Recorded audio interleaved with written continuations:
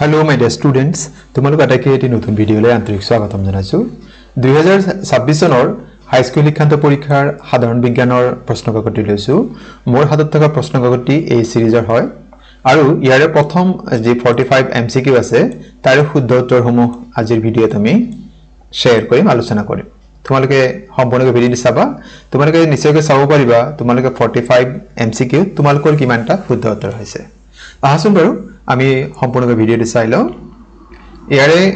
question number 1 যেটো আছিল ইয়াৰ সি শুদ্ধ উত্তৰ হ'ব মাকো কৈছো মোৰ হাতত থকা প্ৰশ্নকাকতটি এই সিৰিজৰ হয় এই সিৰিজৰ লগতে আমাৰ সিৰিয়েল নম্বৰটো মিলিব কোৱেশ্চন নম্বৰ 2 ইয়াৰ অপচন কি হ'ব সি শুদ্ধ উত্তৰ হয় question number 3 B is the correct answer ethane উৎপন্ন হ'ব হে শুদ্ধ উত্তৰ হয় 4 নম্বৰ প্ৰশ্ন ইয়াৰ শুদ্ধ উত্তৰটো বি হ'ব A আৰু B উভয় সত্য আৰু R এৰ শুদ্ধ ব্যাখ্যা কোৱেশ্চন নম্বৰ 5 তলৰ কোনটো বিক্ৰিয়া কলা বগা ফটোগ্ৰাফিত ব্যৱহাৰ কৰা হয় ইয়াৰ অপচন যেটো B দি আছে কোৱেশ্চন নম্বৰ 5 B শুদ্ধ উত্তৰ হয় কোৱেশ্চন নম্বৰ 6 ইয়াৰ শুদ্ধ উত্তৰ হ'ব অপচন B কোৱেশ্চন নম্বৰ 7 এজন ছাত্ৰই অক্সিজেনৰ উপস্থিতিত মিথেন দহন কৰে এনে ক্ষেত্ৰত কি গঠিত হ'ব পাৰে ইয়াৰ শুদ্ধ উত্তৰটি হৈছে কাৰ্বন ডাই অক্সাইড আৰু পানী তাৰমানে আমাৰ ইয়াতে কোৱেশ্চন নম্বৰ 7 সি শুদ্ধ উত্তৰ হ'ব কোৱেশ্চন নম্বৰ 8 ইয়াৰে শুদ্ধ উত্তৰ হ'ব অপচন ডি কোৱেশ্চন নম্বৰ 9 তলৰ কাৰ্বন যৌগৰ গঠনে বুজাব ইয়াৰ শুদ্ধ উত্তৰ হ'ব অপচন বি ইথেন হ'ব শুদ্ধ উত্তৰ অপচন বি শুদ্ধ উত্তৰ হয় এতে কোৱেশ্চন নম্বৰ 10 ইয়াৰ শুদ্ধ উত্তৰটি হ'ব অপচন ডি Question number 11 ইয়াৰ শুদ্ধ উত্তৰ অপচন A Question number 12 ইথেন অণু এটাত ইয়াৰ শুদ্ধ উত্তৰ হ'ব অপচন B সাতটা সহযোজী বান্ধনী আছে Question number 13 ইয়াৰ শুদ্ধ উত্তৰ হ'ব অপচন B Question number 14 লিটমাছ দ্ৰৱ যেতিয়া আম্লিক বা ক্ষাৰকীয় নহয় তেতিয়া ইয়াৰ বৰণ হ'ব ইয়াৰ শুদ্ধ উত্তৰ হ'ব অপচন বি বেঙুনীয়া হ'ব কোৱেশ্চন নম্বৰ 15 ইয়াৰ শুদ্ধ উত্তৰ হ'ব option B question number 16 D শুদ্ধ উত্তৰ হয় কোৱেশ্চন নম্বৰ 17 ইয়াৰ শুদ্ধ উত্তৰটি হ'ব অপচন এ কোৱেশ্চন নম্বৰ 18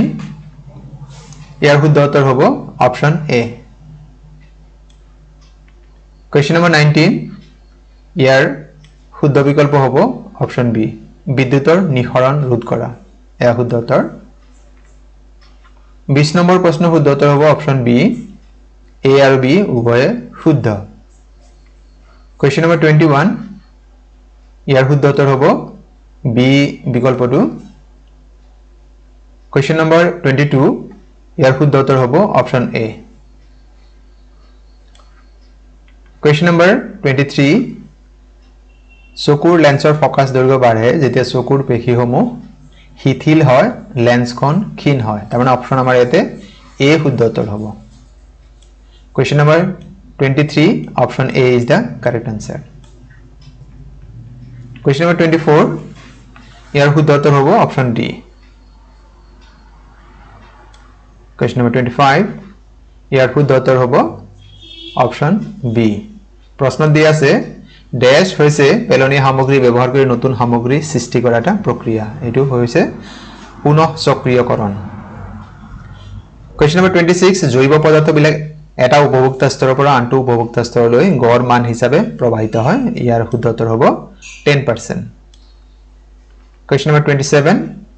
তলৰ কোনটো শক্তিৰ উৎস পৰম্পৰাগত আৰু লগতে নৱীকৰণ অযোগ্য হে হৈছে জীৱাশ্মজাত ইন্ধন অপচন ডি আমাৰ কাৰণে শুদ্ধ উত্তৰ Question number 28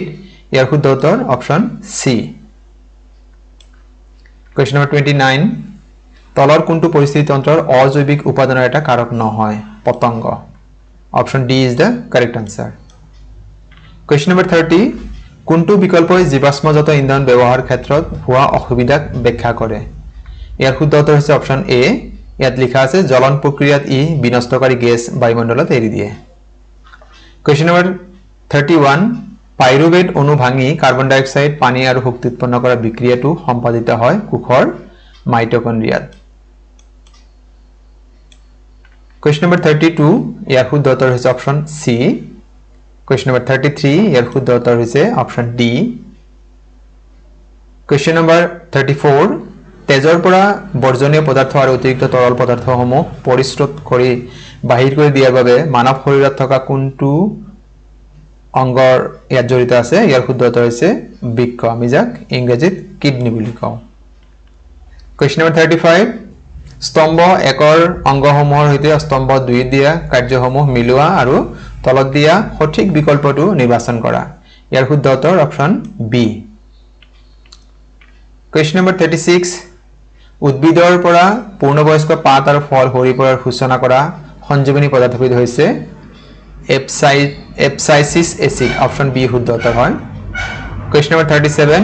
অপচন এ শুদ্ধ উত্তৰ Question number 38 ইয়াৰ শুদ্ধ উত্তৰ হৈছে option C hydra Question number 39 ইয়াৰ শুদ্ধ উত্তৰ হ'ব অপচন এ Question number 40 ইয়াৰ শুদ্ধ উত্তৰ হৈছে অপচন সি যৌন প্ৰজনন Question number 41 ইয়াৰ শুদ্ধ উত্তৰ হ'ব অপচন সি ঘূৰণীয়া আৰু হালধীয়া Question number 42 তলৰ কোনটো হৰমন আয়োডিনৰ সহায়ত সংশ্লেষিত হয় শুদ্ধ উত্তৰ হ'ব option C thyroxine Question number 43 ইয়াত এটা ছবি দিয়া আছে তলত দিয়া ছবিখন উদ্ভিদৰ ক্ষেত্ৰত কোন ধৰণৰ চলনৰ উদাহৰণ দেখাইছে ইয়াৰ শুদ্ধ উত্তৰ অপচন এ পোহৰানুবেগী Question number 44 তলৰ কোনটো মানুহৰ স্ত্ৰী জনন তন্ত্ৰৰ অংগ নহয়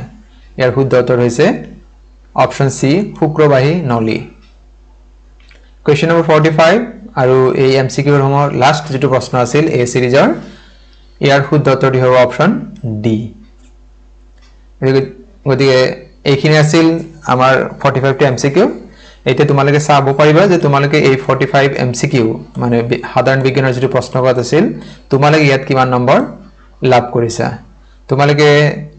ইচ্ছা কৰি তোমালোকৰ স্কোৰ সমূহ তোমালোকে কিমান নম্বৰ শুদ্ধ উত্তৰ কৰিব পাৰিছা কমেন্ট বক্সত জনাবাচোন আৰু বাকি পৰীক্ষাসমূহ কেনেকৈ হৈছে তোমালোকে জনাবা আশা কৰো ভিডিওটি চাই তোমালোকে ভাল পাইছা আৰু এই ভিডিওটি তোমালোকে সম্পূৰ্ণভাৱে চোৱাৰ বাবে তোমালোকক জনাইছো অশেষ অশেষ ধন্যবাদ